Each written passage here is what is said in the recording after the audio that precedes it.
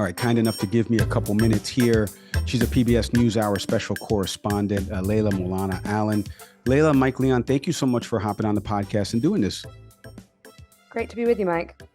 You know, Leila, you and I were talking about this off camera. We're going to get into a bunch of your reporting out in Israel and stuff like that. But the latest on the war, we tend to cover it here at the beginning of the program. And right now, obviously, the truce is over.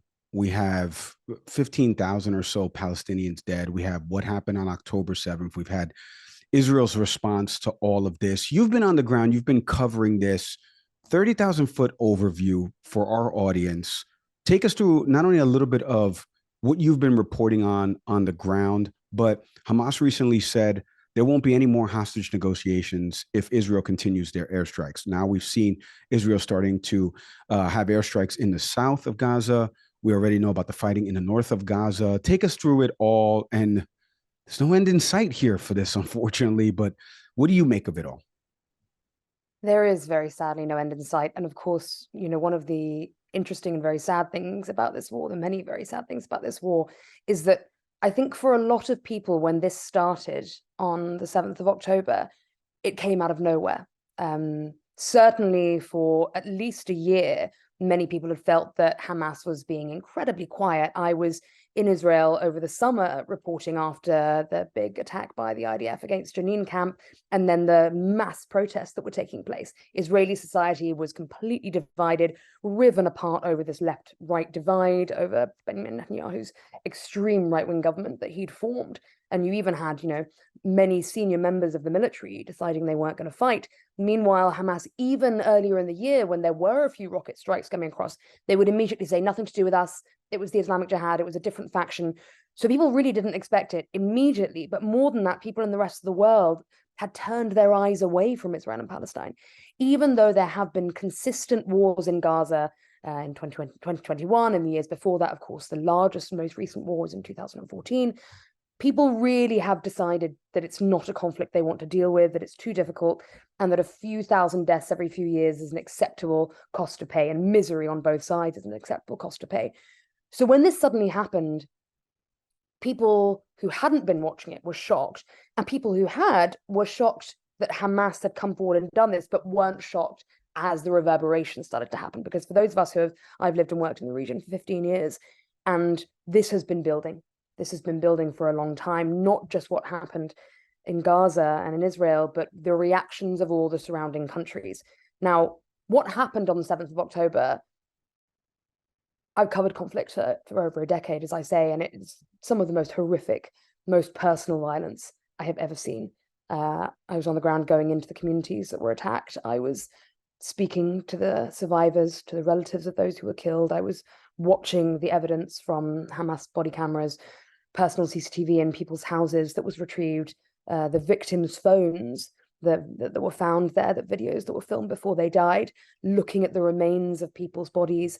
We're talking about the spines of a mother and child fused together in a lump of coal because they were burnt to death alive.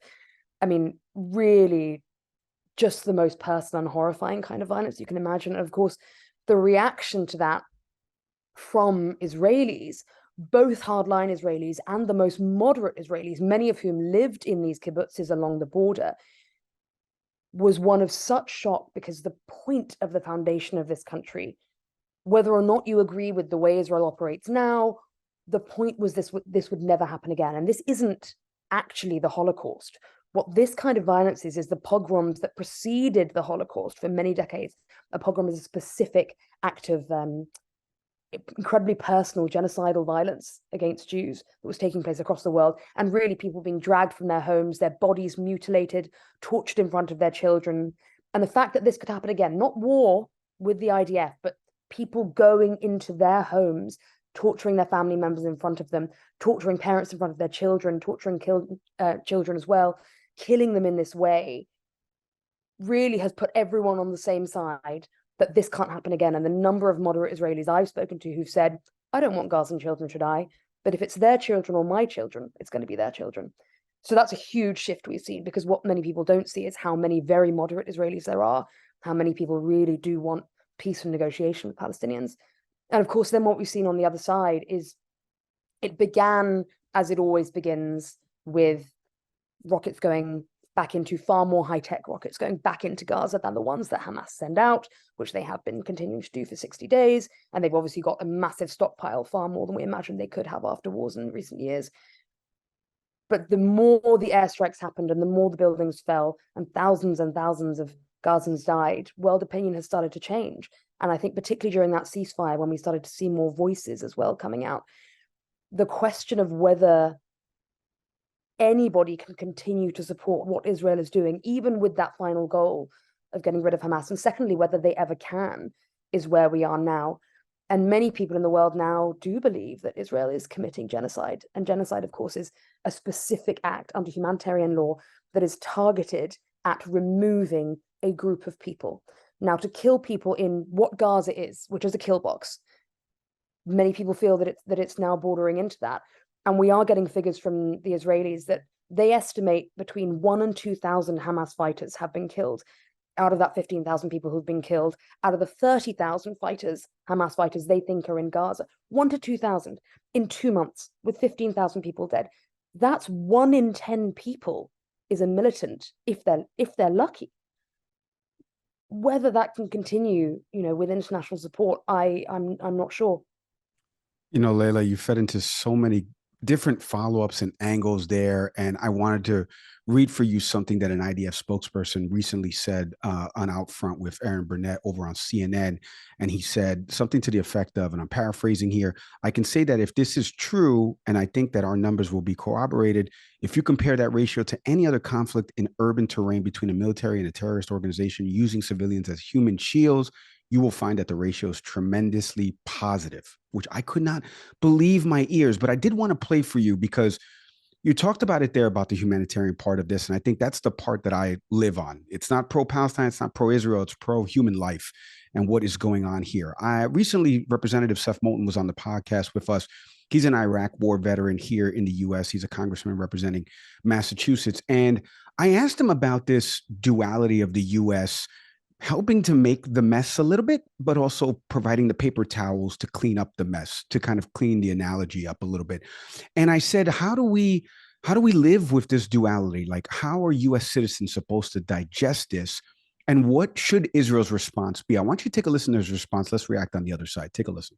And so while Israel has a right, I would argue even a responsibility to remove the Hamas terrorists, the threat that they are to their nation and their people, they also have a right and a responsibility to protect innocent Palestinians. And the point that I've made from my experience fighting in the counterinsurgency battles of Iraq is that if Israel doesn't make the case to innocent, peace-loving Palestinians that they shouldn't want to live under a Hamas terror regime themselves, and there are a lot of Palestinians who fit into this category. There's data, there's polling that shows that a lot of the Palestinians in Gaza do not like living under a terrorist regime.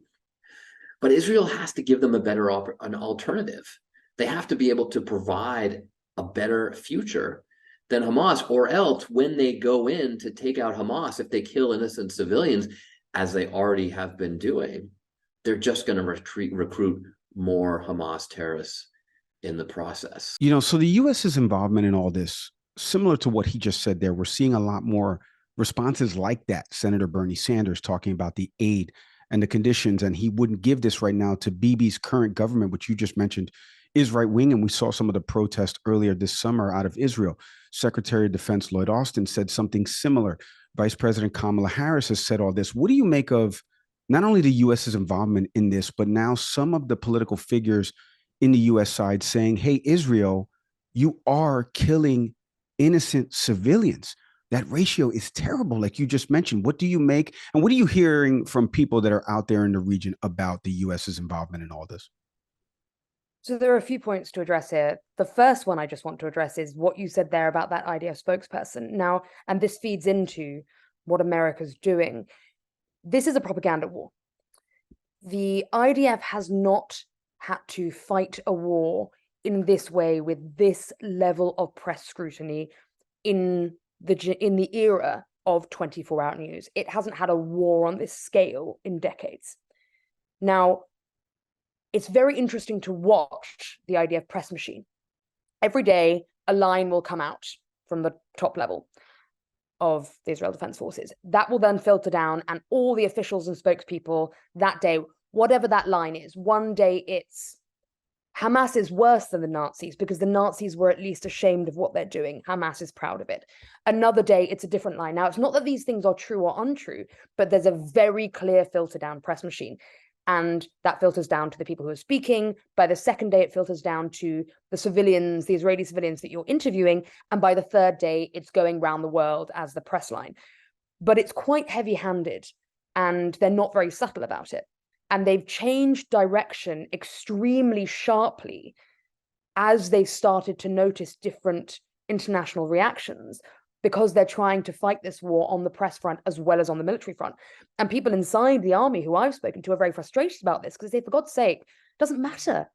We don't care what the international community thinks. We've got to get on with this and protect our country. They don't know. They don't have these people on their border trying to go and kill them. But the reality is that if America wants to maintain the kind of if Israel wants to maintain the kind of international support it's had, particularly, of course, from America, they do have to care about these issues. So we've seen, at the beginning, Israel really had international support on side, and they did whatever they liked in the first couple of weeks. And then as voices started to come out of Gaza, because of course, one of the big things Israel's dealing with as well is with the advent of social media, it's no longer a one-sided conflict. Even though journalists can't get into Gaza, international journalists, which is what the Israelis always do whenever there's a war and then they let you in afterwards, then this has been a very long-running war, so we can't get in. There are enough Palestinian journalists and enough Palestinian people with access to social media who are very savvy, who speak English. Palestinians are, very educated, the young community, who are putting out what's happening, and they're not able to cover that up. So when particularly Biden and Blinken started to change their attitude in those early couple of weeks, they started to say, initially they were saying Israel will do whatever it needs to do. It has the absolute right to protect itself. And then they started to say, with moderation, can you take things a little bit slower? Very noticeably, initially, Israel was saying, we're going in hard, this ground invasion. They started then to take it a little bit slower because Biden was asking for a phased invasion. Now, the Israelis are very angry about what's happened because they feel that they were asked by the Americans to take it a little bit slower. And in doing so, because it has taken longer and there's been more time, and it's day after day after day of these most horrific images coming out, and of course you start to feel like it's just, which it is, the most defenseless people in the world just being beaten over the head day after day, as they also starve, as well as being hit by airstrikes every day. So they feel that they had the massive international opinion on their side in the early days, straight after the attack, but because they've been asked to take it slower, now that's changing, and they're extremely concerned about that. Now, in terms of America's role, of course, America traditionally is Israel's biggest supporter.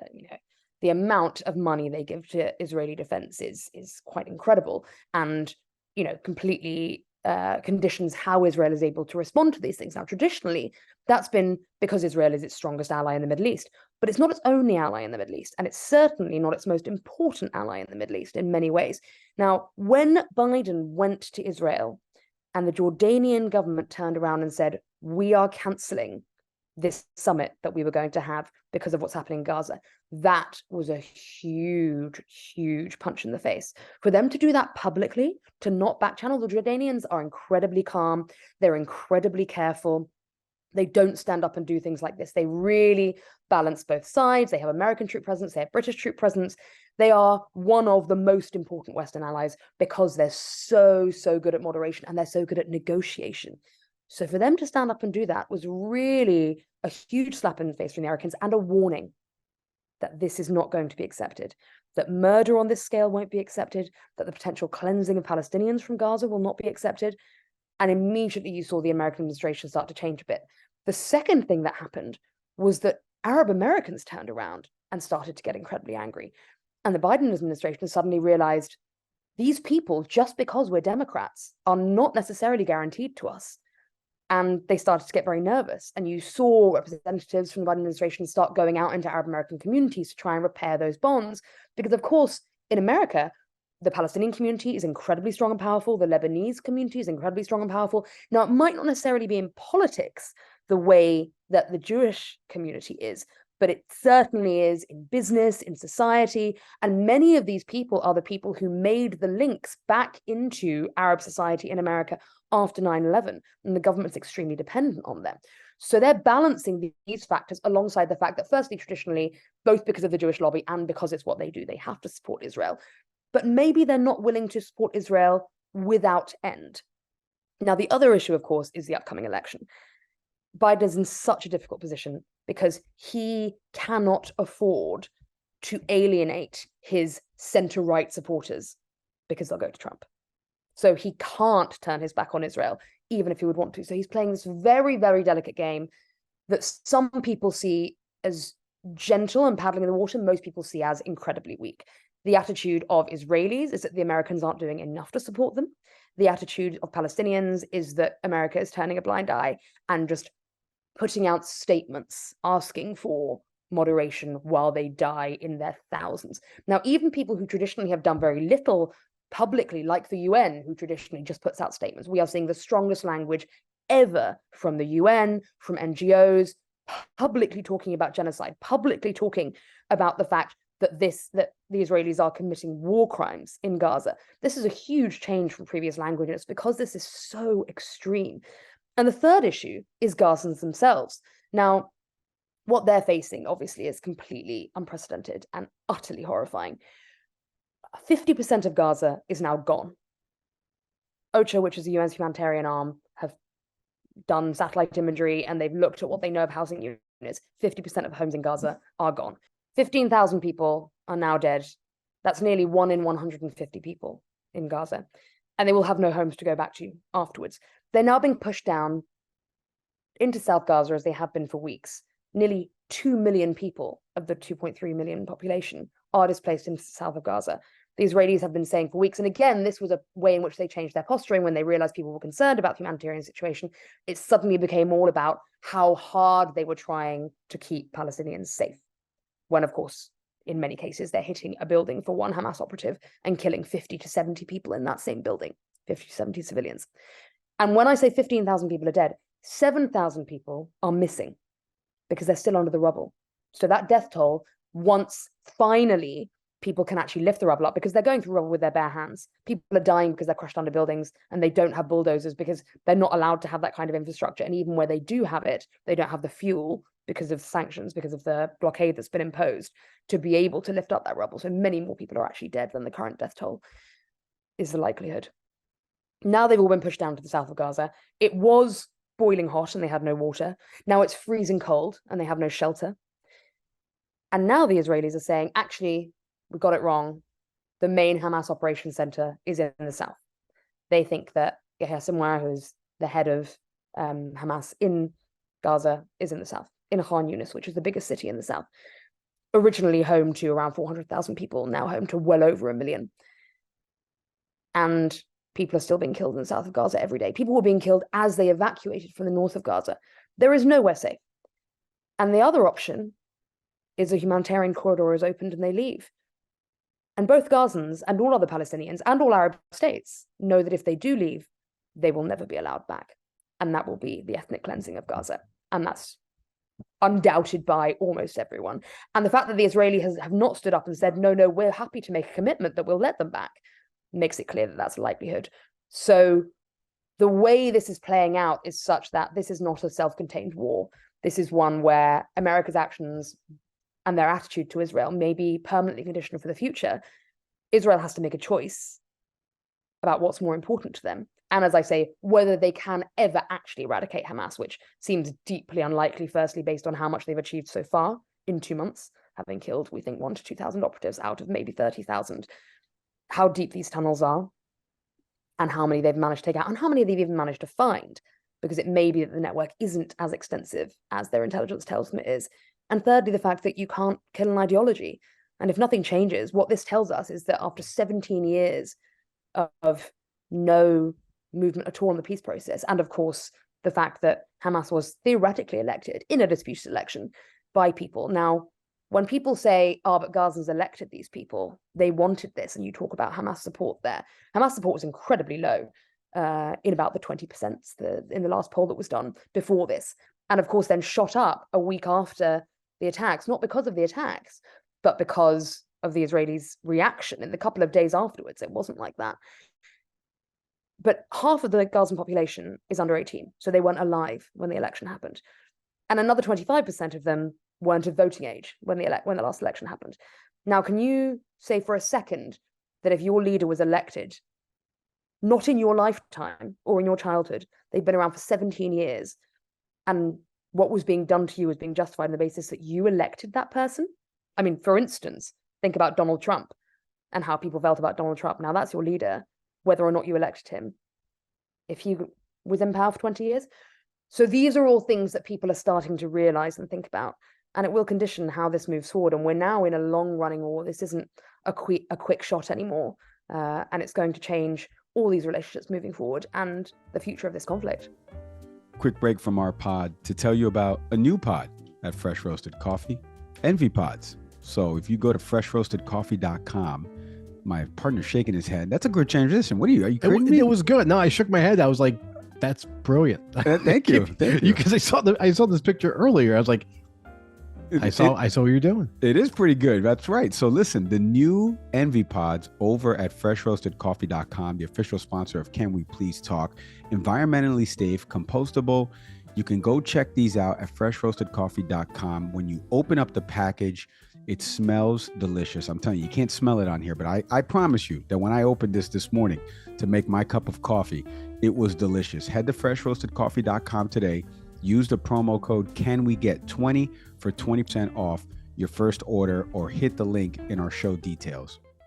You know, Leila, one of the things I appreciate about you is, and we've had other historians on, a Palestinian historian, a UCLA professor of Israel studies, kind of talking about this conflict. And, you know, you're echoing a lot of the same things that they're saying, right? Which is the point of this show, to bring on subject matter experts like yourself that have been in the region and have understood this. So I want to give a moment of literacy here for our listeners and watchers of this, because you mentioned something there about Jordan's response and how calm they are and an ally of the U.S. But there are people that are probably listening to this that don't understand foreign policy or the region itself, or, hey, why can't they just leave to Egypt and the relationship and the complicated one with Egypt? You've been in Egypt before and you've covered this. Like I said, you're going back to Israel in a few weeks. You were just there for a while. And you kind of explained to our listeners and watchers about the surrounding countries and the relationship, and just how small Gaza is and why these folks can't leave, how few thousands of them are actually allowed to travel to Israel for work. Like, there's just so much nuance to it, and an understanding of these countries' relationships in the region and how it all kind of intertwines with itself. So can you kind of take our audience a little bit, a moment of literacy for us to understand a little bit about the relationships between Jordan and Egypt and Gaza, and the difference between Gaza and the West Bank and Israel? Now, at the beginning of this, I said that, you know, for those of us who have lived and worked in the region for many years, who speak the languages, who are out there all the time, this was coming. But the other issue here is when this war started. And for Israel, this war started on the 7th of October. When you speak to them, they say, everything was peaceful on the 6th of October. We didn't ask for this. We didn't bring this war on ourselves. It was peaceful for them. For Palestinians, this war started in 1948. The scenes we are seeing of Gazans being driven from the north to the south are reminiscent for everyone of Palestinians being driven from their homes in 1948, and to a lesser extent, to a different extent, in 1967, when the borders changed. Palestinians in 1948 were told to leave their homes, but many of them by Arab states, because they were in danger and they would be allowed to return home. They were never allowed to return home. Since then, many who were lucky have managed to get citizenship in surrounding countries. One of the reasons why Jordan is so careful about this is because 65% of Jordan's population is Palestinian. In the 70s, they had an uprising that they very nearly lost, with Palestinians deciding they wanted the country to be governed differently. This was after Jordan lost control of what's now the West Bank and divided Jerusalem in 1967, and they were angry about it. So Jordan's always been extremely careful, and that's one of the reasons why they want that Western allyship, but also why they understand the situation more than anyone. The King of Jordan's wife herself is Palestinian, and very proudly so. So Jordan is the gentle player, the careful player, the balanced player in this. And should there be, at any point, a two-state solution, Jordan will almost certainly be involved in the administration of that in some way. They did previously administer Palestinian territory. Then you've got Egypt. Now, Egypt does border Gaza in a very small area. Egypt used to administer Gaza in the way that Jordan administered what's now the West Bank and East Jerusalem. There's a border crossing there. Traditionally, many years ago, it was open and Palestinians could come back and forth. They could go and seek medical care. They could trade. When it was then closed a couple of decades ago, that's where the first tunnels underground were built, was from Egypt into Gaza. And those were then shut down by the Egyptians.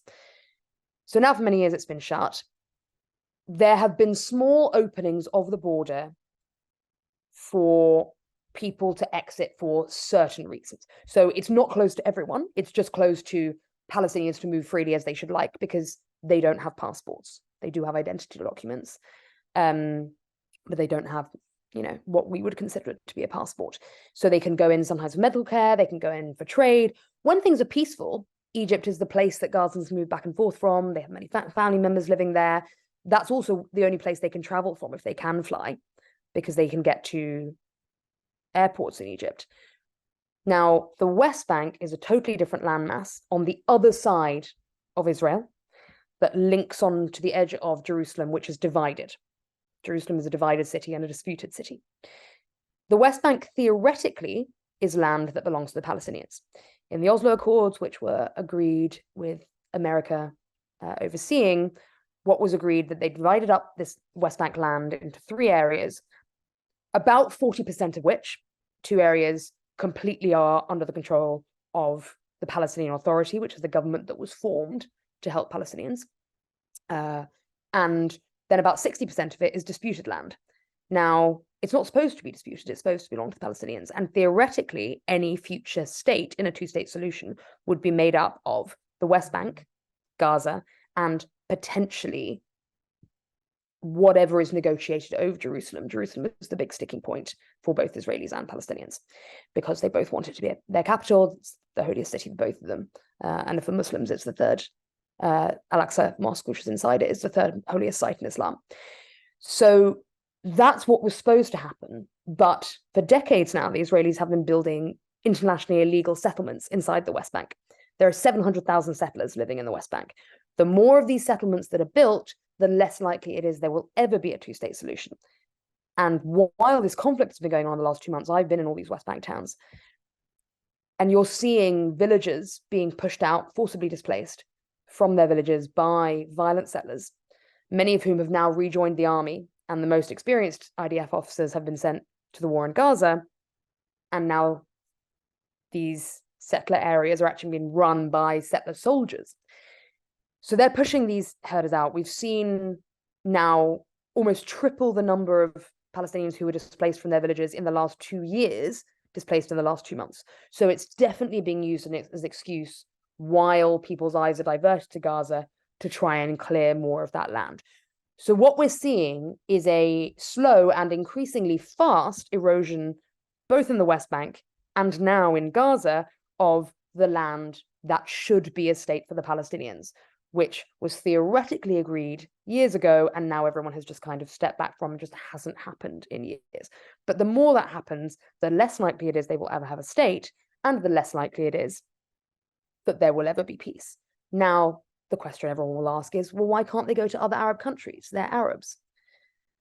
Firstly, because they are Palestinians. They are from this land. They have a right to land there, both under what they say traditionally, but also under multiple international agreements. Arab countries don't want to take them for 2 reasons. Firstly, because it's a huge influx of another group of people who traditionally have already caused a lot of political problems. And we've seen, until this war happened, some Arab countries deciding to normalize relations with Israel when traditionally they hadn't spoken to Israel, had been at war with Israel for many years, because they're trying to calm things down. So taking in a huge influx of Palestinians would create lots of internal conflicts in those countries. And secondly, they don't want to take them because it's a political statement, because Who wants to be the nation that allows the ethnic cleansing of Palestinians from their land? No one, and certainly not Egypt. Egypt traditionally was a leader in the Arab world. It has struggled a lot, particularly, of course, in the last 10 years since the revolution there. It's now in a position where it's economically, the situation is absolutely dire. They're particularly struggling at the moment because of these Houthi attacks. So there have been attacks by rebels from Yemen, Iran-backed rebels called the Houthis in Yemen, who have been attacking the Red Sea, ships in the Red Sea that are trying to get to Israel to bring supplies. But what that means is that ships that are turning away and not using that supply route are then not using the Suez Canal, which is Egypt's main source of income at the moment. Secondly, they've been struggling with tourism because of all the violence that happened there in the years after the Egyptian revolution in 2011. They finally started getting some of that back again. They certainly don't want to go to war with Israel.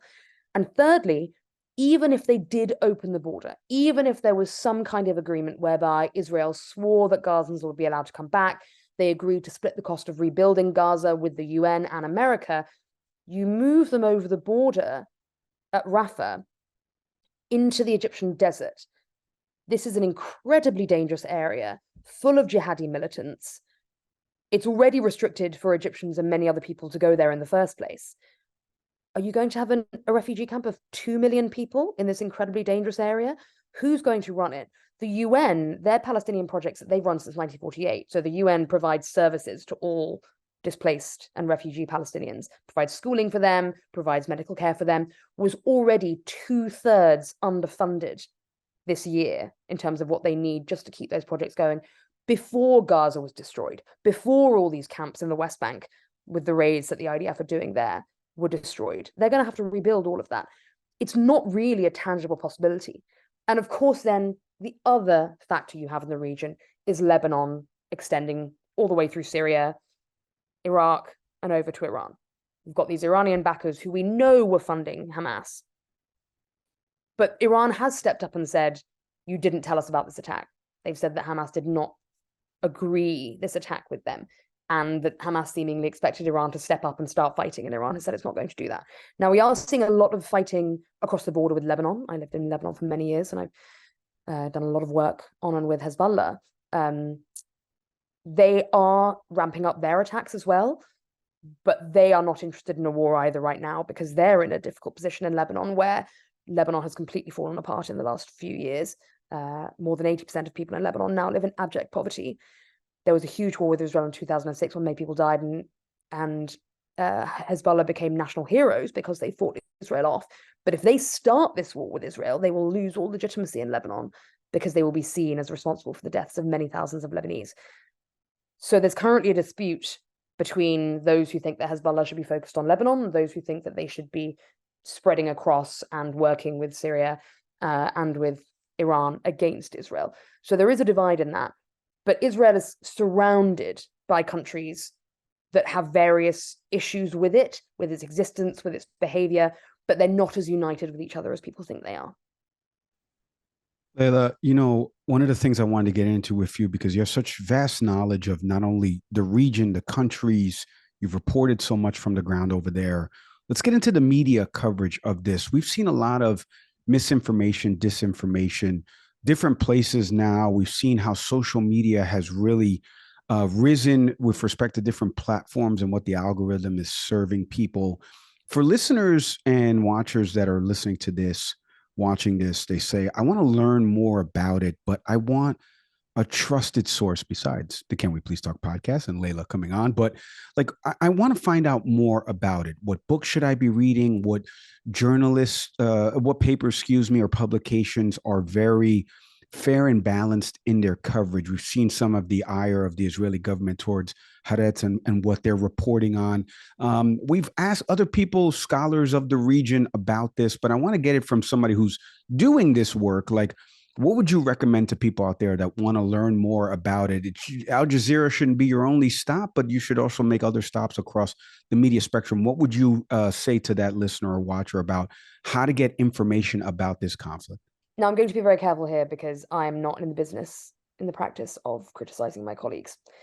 One of the big problems with Israel and Palestine is that everyone has an opinion. If there was a civil war happening in Colombia, everyone and his father wouldn't stand up and decide that they're an expert. But for some reason, because this conflict is so long running, because there is such a huge Jewish diaspora around the world, Muslim diaspora around the world, Palestinian diaspora around the world, everyone has an opinion, but everyone thinks they have an informed opinion. The first thing I would say is pick your reporters and your analysts. When a war happens, everyone jumps on a plane. Everyone gets very excited. Look at who you're listening to. How long have they spent in the region? Do they speak the language? Are they standing on a balcony with a, Are they standing on a balcony of a hotel with a microphone? Or are they spending every day getting into those communities, into different communities, into diverse communities? Are they indicating to you how many shades of gray there are, or are they reading press releases? There's a lot of just filling space daily coverage that's happening because it's the biggest story in the world. And far more than trying to update yourself every hour, you should be trying to educate yourself. And that's really what we try and do at the NewsHour, what I've certainly endeavored to do my entire career, and very much with this war, is not every day just talk about, oh, how far have these troops moved? Where's this tank going? What weapons are they using? Those things are all important. But context, particularly in a conflict like this, that is so enmeshed in its history, is so important.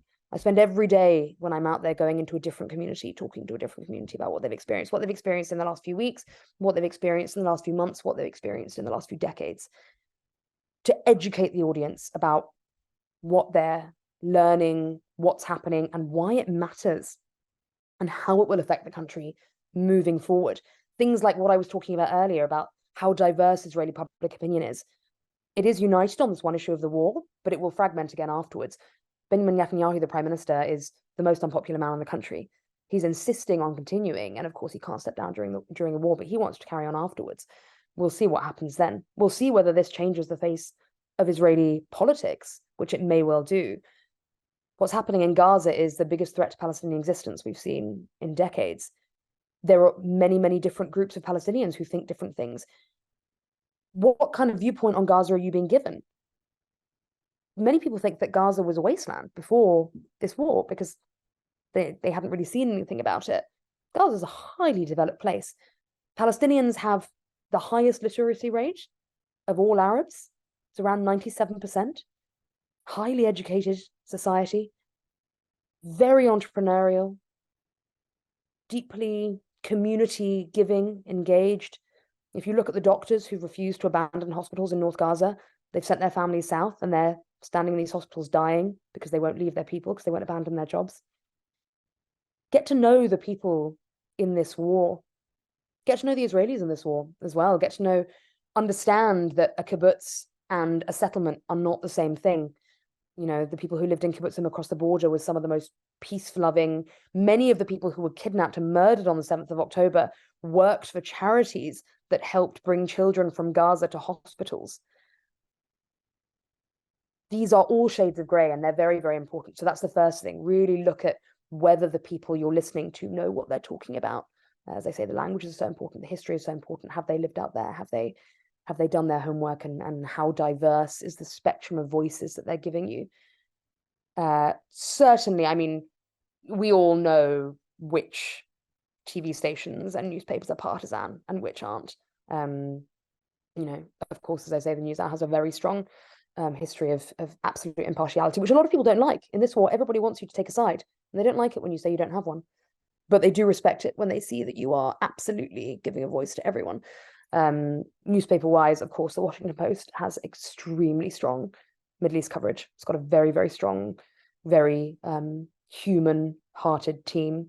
The New York Times is extremely good on investigations. That's something that they are really, really strong on, and I would, advise going to them when you want analysis of something that's just happened. And look at European media. Look outside, a little bit outside your own back door. There's a lot of very, very good work happening. The New Yorker's been doing some extremely strong personal essays on issues from people that take things very much into the history and the context. That's a very good one to go with as well. So there are, there are really trustworthy sources, but also really in something like this, I would say beyond platforms, pick your reporters, because there are, and as I say, I'm not in the practice of criticizing colleagues or outlets, so I won't do that. But there are outlets that I would not feel do this very well, and that are quite biased to one side or another. And there are reporters working for those outlets who have lived in the region for years, who are doing work that you wouldn't expect to come out from those stations and those newspapers. So get to know your reporters. Twitter is a great source for that. X, I'm sorry, I still fail to call it X. Get to know them on Instagram, follow what they're doing, see where they're going, and trust them, because really they're your link. The point of reporters is that we're your link out there. We are your conduit to people. So don't just rely on the media institutions. Books wise, there is an absolute trove of history to go into. I mean, immediately start with Edward Said. Edward Said is an absolute must, a very important Palestinian scholar who wrote about the Palestinian question in a deeply educated and thoughtful way, and really gives voice to that. Noam Chomsky is an extremely interesting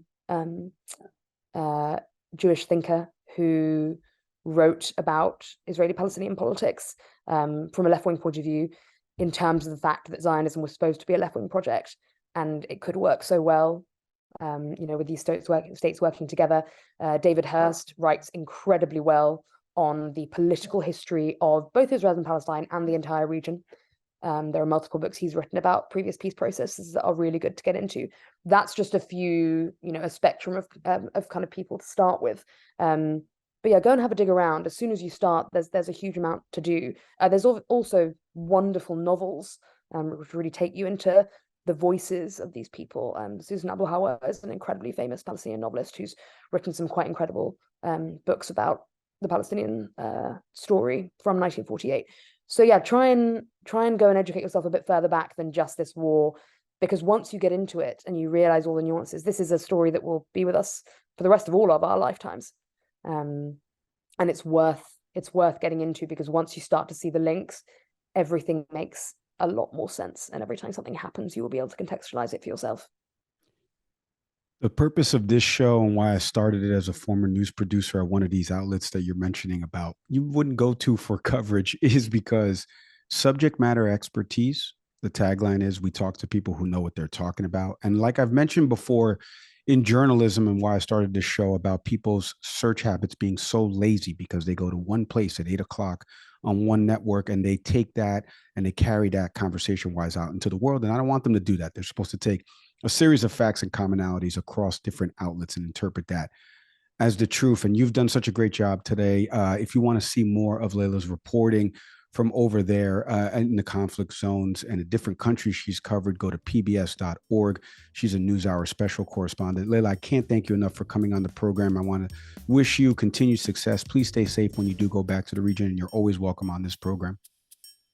Thank you, Mike, for your thoughtful questions. It was great speaking with you. Hey, thanks for watching the Can We Please Talk podcast. Whatever clip you just watched, we hope you enjoyed it, and we hope you stick around for some more. Subscribe to the channel. My partner's over here smashing the button. Come on, do him a favor. So hit subscribe.